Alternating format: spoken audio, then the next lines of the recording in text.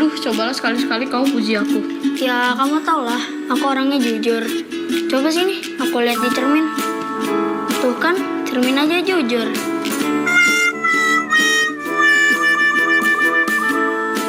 Tapi iya ya, bayanganku kok sama kayak aku. Ya, mati lampu. Nyalain senter HP dong. Kan nggak terlalu gelap. Kamu takut ya? Wah, ternyata ada yang lebih jelek daripada aku. Siapa? Ya kamu, itu bayanganmu hitam. Kamu ini. Halo Sobat X-Science, jumpa kembali bersama Kak Herman dalam program kesayangan kita, X-Science, Eksplorasi Sains. Adik-adik, tentunya adik-adik suka bercermin kan? Kira-kira bagaimana tampilan adik-adik di cermin? Atau ketika adik-adik sedang berjalan di siang hari, adik-adik suka merasa ada yang mengikuti, padahal tidak ada orang lain selain adik-adik. Kira-kira apa ya namanya itu? Nah, adik-adik, jika adik-adik pada siang hari sedang berjalan sendirian, seolah-olah ada yang mengikuti, itu namanya bayang-bayang. Tapi ketika adik-adik bercermin, ada tampilan adik-adik di cermin, itu namanya bayangan. Jadi, bayangan adalah gambar yang dibentuk oleh pantulan cahaya dari cermin atau pembiasan lensa. Bayangan ini menyerupai bentuk asli dan berwarna. Sedangkan bayang-bayang adalah ruang yang tidak terkena cahaya karena terlindung oleh benda.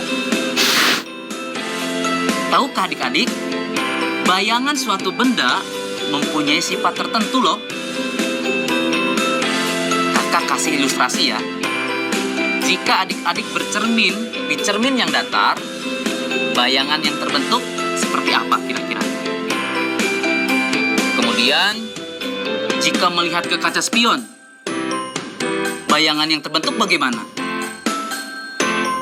Lalu, jika adik-adik melihat ke bagian sendok makan yang terbuat dari logam, bayangannya kira-kira bagaimana ya?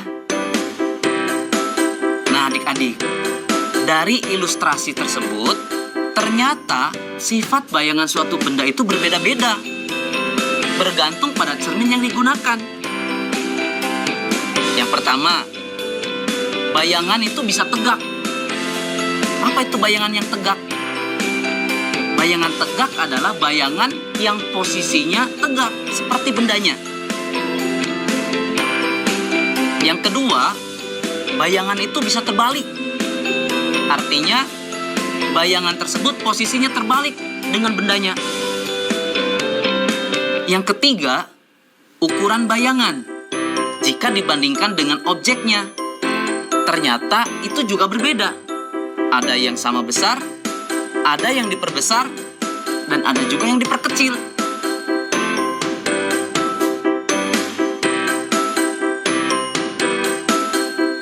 Keempat, bayangan itu bisa nyata ataupun bisa maya. Yang bagaimana sih bayangan yang nyata itu? Bayangan yang nyata itu adalah bayangan yang bisa ditangkap oleh layar. Sedangkan bayangan yang maya, bayangan yang tidak dapat ditangkap oleh layar. Saatnya kita bernalar. Yuk, mari kita bernalar ya. Sebuah senter diletakkan pada titik A dan tinggi bayang-bayang buku pada layar setelah diukur adalah 30 cm.